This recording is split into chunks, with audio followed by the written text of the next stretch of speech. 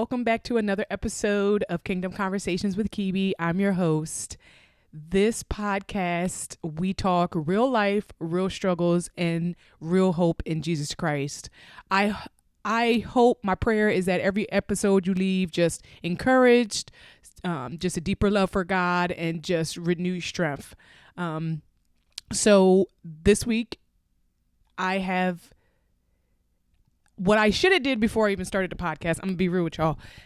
Was look up other name to see if this name was out there, and it is. So actually, I am going to change the name. If you haven't noticed that the thumbnail is kept and covered with Kibi. After I posted it, told everybody about it, I then looked and realized, well, when I went up and just Googled, went on YouTube and put Kingdom Conversations, I saw like 2 other people have this name. So, and then when I was telling my friend about it, she was like, well, they may think that you're a Jehovah's Witness or that this channel is for Jehovah's Witnesses. And that is not the case. So that just gave me the push to go ahead and change the name. My friend told me this name, and I don't know, I meant to go back in my text messages to see if my cousin actually liked this name, if it was like between the two of Kingdom Conversations or Kept and Covered. So welcome to real time Kept and Covered. I really love Kingdom Conversations though. I'm used to saying it, but if this grows or my future plans, I just don't want it to have any problems. And I did my research, and I should have did it beforehand, but I didn't. You live and you learn, you go through things, whatever. So Kept and Covered, woohoo. If you guys like it, let me know in the comments. If you don't like it, then I don't know what to say, because that's what I've chosen. So in this episode, I am going to be talking about, and if you could tell, I'm in a new location. I'm in my living room, so my cats are probably going to walk by or be on me if you guys see them. And I am going to talk about children. I'm a single mom. And this week, I sent my oldest son off to college. He's about 3.5 hours away. And, I said it a little bit in my last, not a little bit, a lot of it in my last episode about how, I'm a single mom and how community is so important. And one of those big things is that because sending him off to college and how, they were just there for me, health-wise, and just for my son, with his supplies and everything they needed, and not even monetarily, not all monetarily, but just like advice, because my friends went to college and I didn't go to college, so they gave me advice. Then, stuff, refrigerators and etc. And so it was very, very helpful to just be in community, especially like life changes like that of sending your son to college, your child to college. And so we sent them off, and it was, it's bittersweet. It's 4 of us in the house, and so when you lose one person, it feels like you're losing an arm or a leg, your normal function. It's like, it's weird.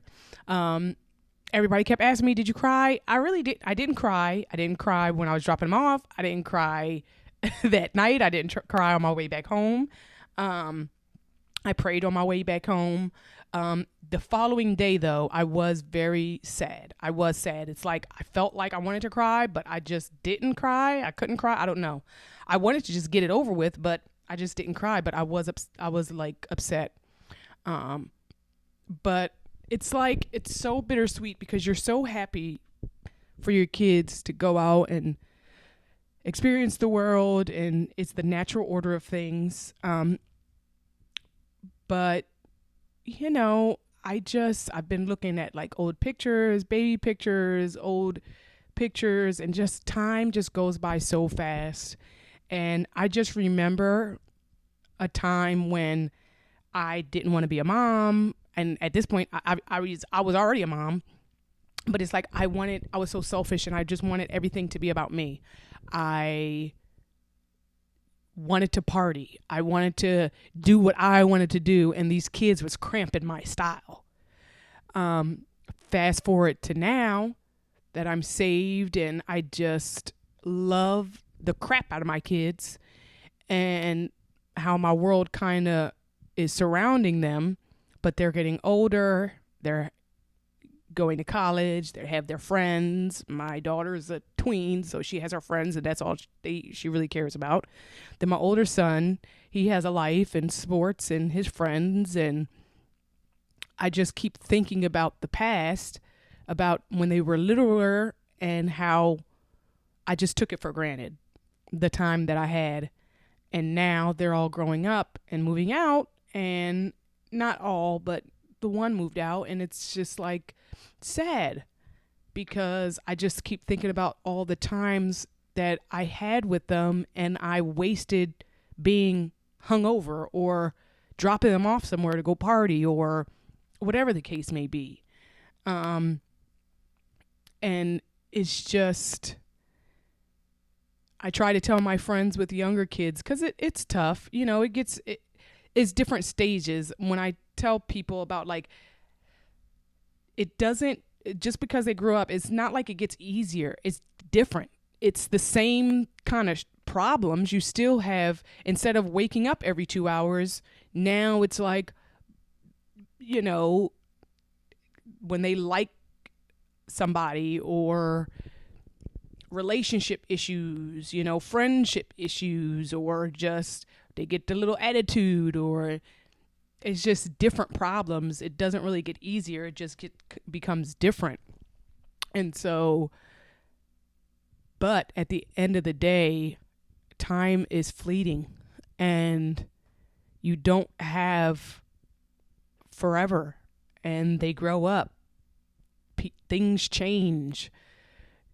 Your babies don't stay their babies anymore. They don't have the baby face anymore. They become their own person and have their own personhood and personality and have their own friends and their own way of thinking about things. And, you know, it's sad in a way because you miss them as a baby and when they wanted to be around you all the time, and, you know, when they actually like to be around you, and, you know, you couldn't get away from them, and now they rather be around their friends or play sports, or, you know, which is a good thing and there's nothing wrong with it. But it's hard on the parent because you also raise your kids to not need you anymore. In my opinion, every great parent raises their kid not to need them, to be self-sufficient, to do things on their own, to not need you at every turn, to be able to critically think their way out of a problem, to be able to take care of themselves, wash a dish, do some laundry. You can't expect them to grow up and either you have to do everything, or if they meet their spouse and then have their spouse do everything. I always tell my kids this. I tell my sons, said, your wife is going to love me because they know how to cook, they know how to clean, they know how to do their own stuff. You know what I mean? So it's a hard job to be a parent, to raise your kid to not need you anymore. And then for me and other people like me, when I thought that my life was about me when I had them, you live and you learn. And now I just want to get all that time back and I can't. But I do enjoy us now, you know? And so I keep thinking when things like this happen and it changes, you think about 2 years ago. I think about 2 years ago when it's like we're in the kitchen, we're just laughing and whatever. Like, I just wish they didn't have to grow, but they do. It's a part of life. And you don't want to stay in this forever anyway, you know? I can't wait till we get till, weddings and grandkids and things like that. I'm not rushing it, but I also don't, I know in reality, I don't want to stay here, but we just had so much fun. We have so much fun here. Um, so, and then also too, I don't think I cried because I feel like I grieved it throughout the summer months.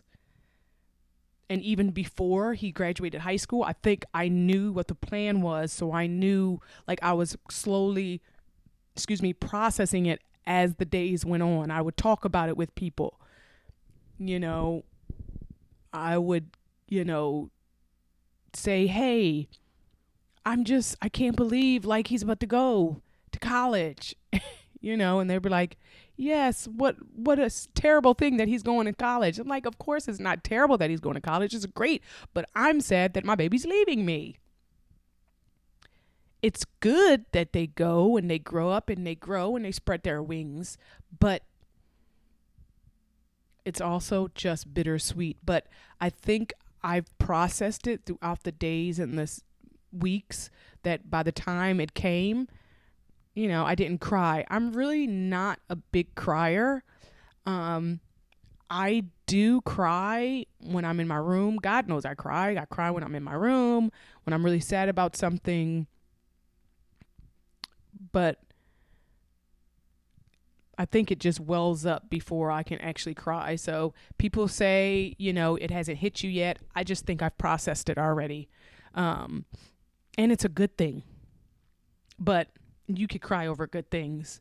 But then also, too, which I'm nervous to say, but I feel like I have to say it, because real life, real struggles, real hope. I just want to be real on here. And I actually wanted to stop a few times of doing a podcast. I actually wanted to pull in, not do it again. Because I just always want to have the right heart posture. And so, you want things to go well and to do well. But I just don't want that to be a pedestal. Like, I don't want it to be the main thing. I want God to be the main thing, and that if it does well, great, and if it doesn't, great. I don't want to, die on the hill of this going well or not going well. I always want to have my focus to be God, and everything else is extra. So I wanted to stop for that reason. I didn't want to start for that reason too, but also my testimony video, I wanted to take it down. This is I'm sidetracking just a little bit, but I'll get back on course. I wanted to take it down because I felt like I got too vulnerable, too honest. But then I typed in ChatGPT, I want to keep going, but I don't want to, I want to keep going, but then I want to stop at the same time. And so it wrote back, this is, whenever you do something that's powerful or purposeful, it's always scary. And so it was just it encouraged me to keep going. ChatGPT. I'm not saying use it for everything. My cat's trying to come up here. I'm not trying to say use it for everything, but I do use it from time to time. I use it for my names. I use it as a little mini therapy session sometimes. But I don't go to it right away. I'll pray first. I'm not turning it into the Holy Spirit. I'm not turning it into my God. If I need to look something up, I will go to the Bible. And so I'll pray first. I'll be like, okay, God, do you want me to use ChatGPT? Do you not? Sometimes I have felt that the Lord was like, no. Pray, sit in the uncomfortableness of not knowing. So, but it did encourage me to keep going and to, not give up and not take it down, even though I was scared to death to be to keep it up and have people that I know watch it. But I've gotten encouragement. I've got good reviews in regards to my testimony video, and nothing but love. And definitely today at church too, one of my sisters was like, you were just so open and honest, and it's so wonderful, and so it encouraged me to keep going. And so I say all that to say that I realized too that I was getting a little bit depressed, not because my son was leaving, but because it was like I was maybe a little jealous.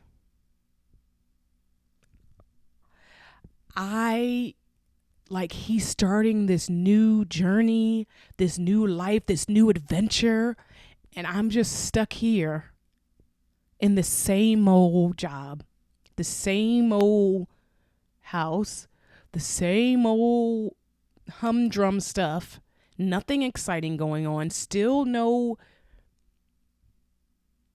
just like excitement, no exciting relationship, no excitement. And here he gets to go off and just enjoy being a college student. I never got to experience that. And here he is just about to live the life that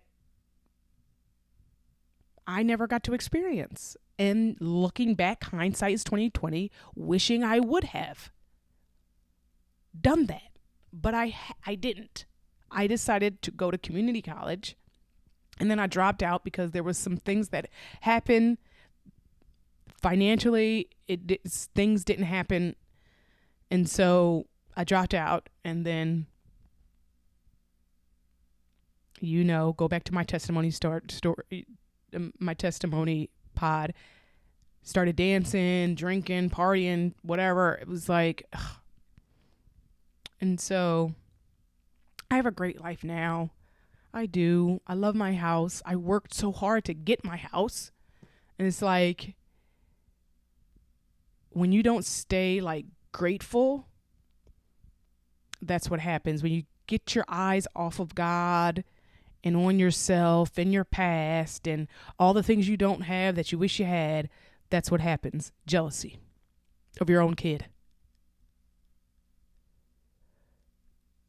So I am not feeling like that today, but I was feeling like that a couple weeks ago, and I dealt with it.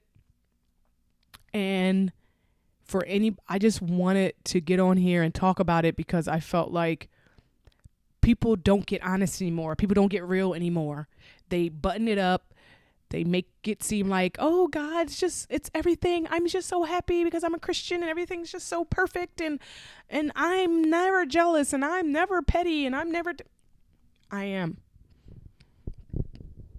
The beautiful thing that the anonymous meetings have taught me is to be honest, to be vulnerable, to be real. Because that's the only way that you can really heal, is by getting real, shining the light on that dark place so that the enemy could get his stinking dirty hands off of you.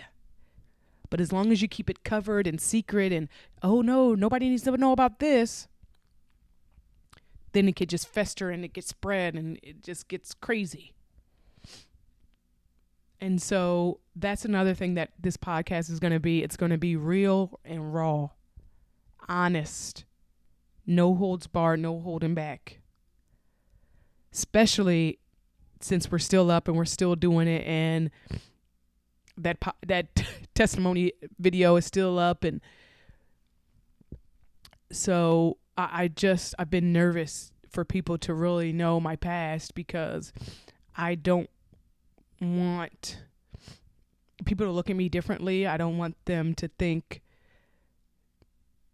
less of me, but I don't need to. I thought about that today. It was when I was thinking about that today, it was like, no, I don't live there anymore anyway. I'm a new creature in Christ. That's my past. And if I don't talk about it, how can I free somebody else from it? Like, God allowed me to have the past that I have so that I can help another person, another woman, not be ashamed. How can I help anybody if I'm still ashamed about my own stuff? And it's so funny too, because there was this guy that I used to follow, and we were at this singles conference thing, Christian. And I was like, he used to be a stripper, and he was like, and I was like, I used to be a dancer too, but I don't tell anybody. And he's like, why not? You have to. You can't be afraid. And that was years ago. And I'm just now like opening up about it.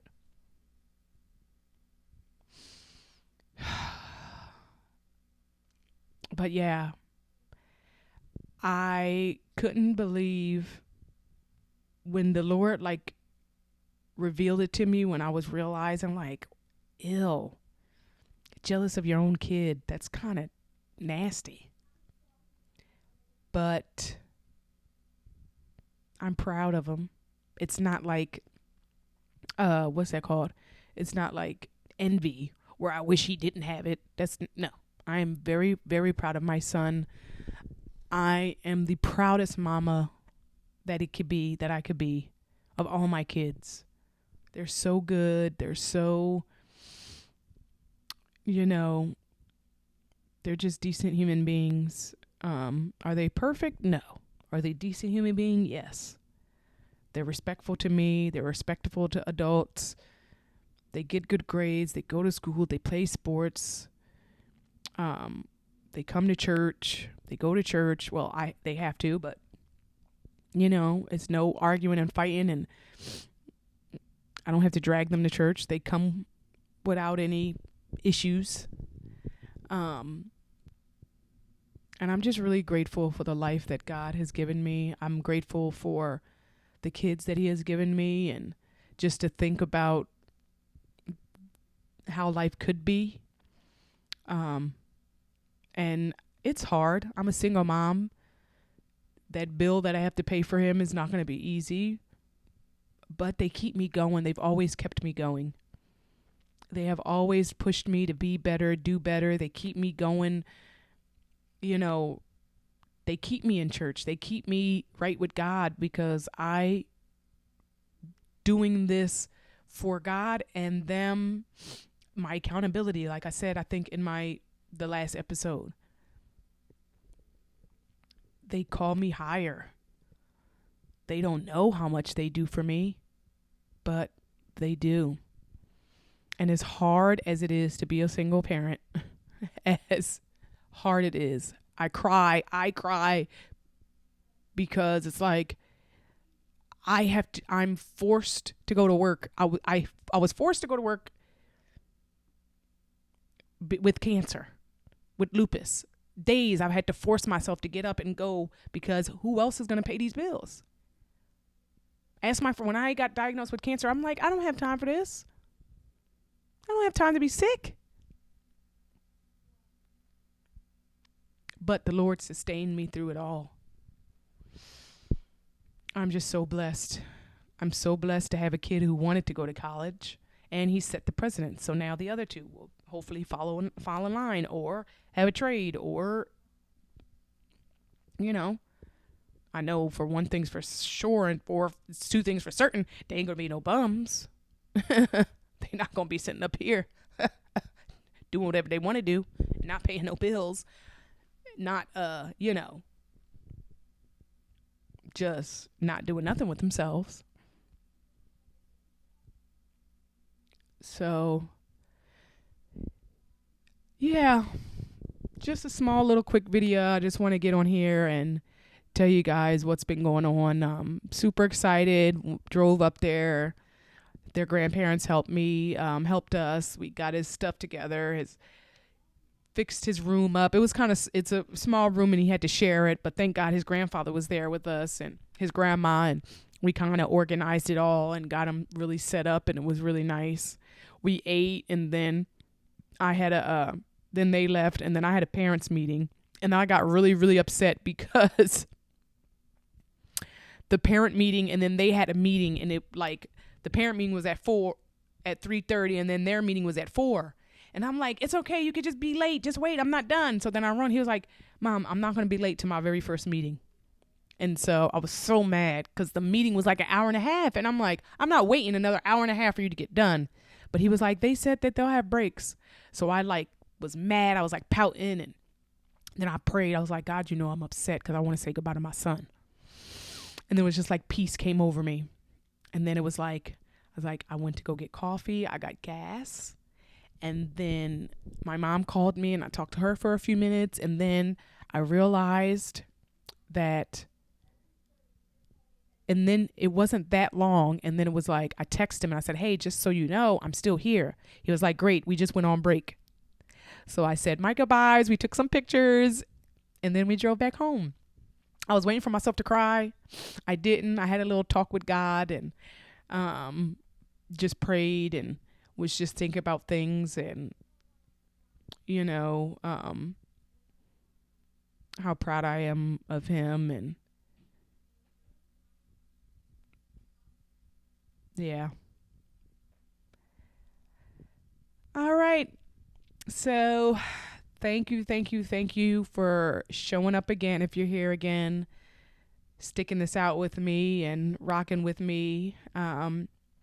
If this is your first time, I pray that you guys come back. I hope that you guys got something from this video. I hope I encouraged you to get open, get honest. You don't have to do it on YouTube, but maybe with somebody. And I hope you guys join me again for another episode of Captain Covered. Yeah, so my next episode is going to be a little bit more even, a little bit more spicier. It's going to be another episode about my kids. It's going to be a testimony of my daughter and just my story and all that entailed with her. It's deep. It's kind of crazy. So I hope you come back. See you in the next one. Thank you.